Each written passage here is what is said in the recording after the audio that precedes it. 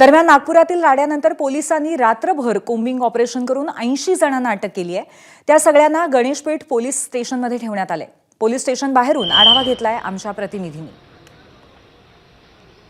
काल सायंकाळला नागपूरच्या महाल परिसरामध्ये दंगल सदृश्य परिस्थिती निर्माण करणाऱ्या आरोपींना सध्या नागपूरच्या गणेशपेठ पोलीस ठाण्यामध्ये ठेवण्यात आलेला आहे। काल रात्री जे नागपूर पोलिसांनी कोम्बिंग ऑपरेशन राबवलं होतं त्यामध्ये ज्या आरोपींची धरपकड करण्यात आलेली होती त्या सर्वांना आपण बघू शकतो की गणेशपेठ पोलीस ठाण्याच्या आतमधला जो वरांडा आहे त्या वरांड्यामध्ये आहे। सोबतच बाजूला जर का ठाणे अंमलदाराचा जे तक्रार कक्ष आहे तिथे देखील काही आरोपींना ठेवण्यात आलेलं आहे।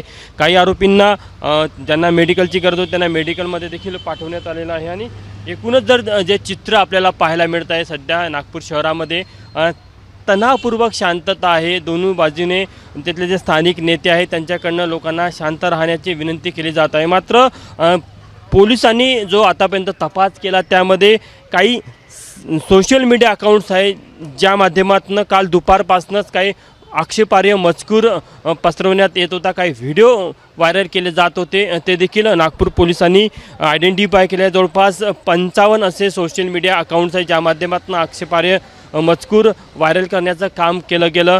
सोबतच रात्री जेव्हा हा संपूर्ण ही घटना घडली आणि दंगल सदृश्य परिस्थितीमध्ये ज्या लोकांनी वेगवेगळ्या लोकांच्या घरावर हल्ले केले, वाहनांची जाळपोळ केली, त्याबदल्या काही आरोपींना अटक करण्यात आली जी आता आपल्याला गणेशपेठ पोलीस ठाण्यामध्ये पाहायला मिळत आहे।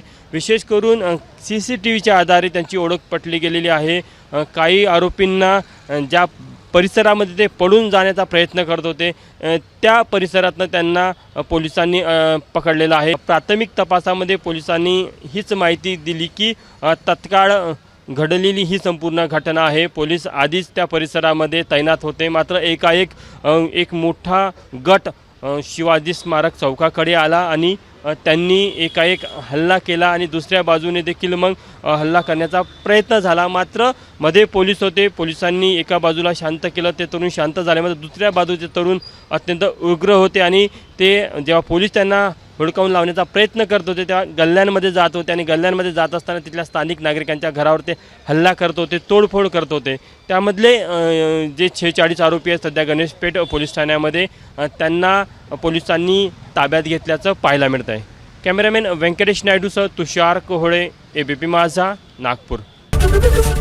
ABP माझा, उघडा डोळे बघा नीट।